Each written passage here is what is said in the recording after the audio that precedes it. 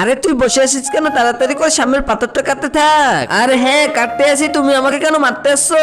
আরে জানো এই দেখো আমরা তো এক বালতি পানি পেয়ে গেছি, এখন আমরা এই পানিটুকু ভাগ করে খেয়ে ফেলি। আরে আমার তো অনেক পানির তৃষ্ণা পেয়েছে, আমি পানি খাবো, তুই পানি খাচ্ছিস কেন? এদিকে দে আমি খাবো। এখানে তুই বসে আছিস কেন? তাড়াতাড়ি করে পাথর কাটতে থাক। হ্যাঁ কাটতে আসি, এই দেখো তো এক বালতি পানি পেয়ে গেছি, কিন্তু এখানে তো দাদিমা বন্দি আছে। এখানে দাদিমাকে বন্দি করে রেখেছে কে? এখনই তোমাকে জল দিয়ে ছাড়েনি, চাই না তুমি পানিটুকু খাও। আরে আমাকে পানি খাওয়ার জন্য তোমাদেরকে অসংখ্য ধন্যবাদ। আমি এই পানিটুকু নিয়ে তাড়াতাড়ি করে সামনে চলে যাই। এই বলে তুই কি ভাবিস আমি তোকে পানি খাওয়াবো?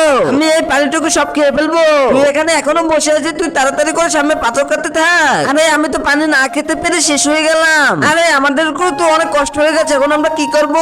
এই ছবিটিকে যদি সুন্দর মনে করে থাকো তাহলে ভিডিওটি লাইক করে চ্যানেলটি সাবস্ক্রাইব করে দাও। আর তুমি কোন দেশ থেকে ভিডিওটি দেখতেছো সেটি কমেন্ট করো। দাঁড়াও আমি তোমাদেরকে সাহায্য করি। এই না আমি তোমাদের কুড়ালটি জাদুর কুড়াল বানিয়ে দিলাম। আরে বা জাদুর কুড়ালটি দিয়ে অনেক সুন্দর পাথর কেটে গেল।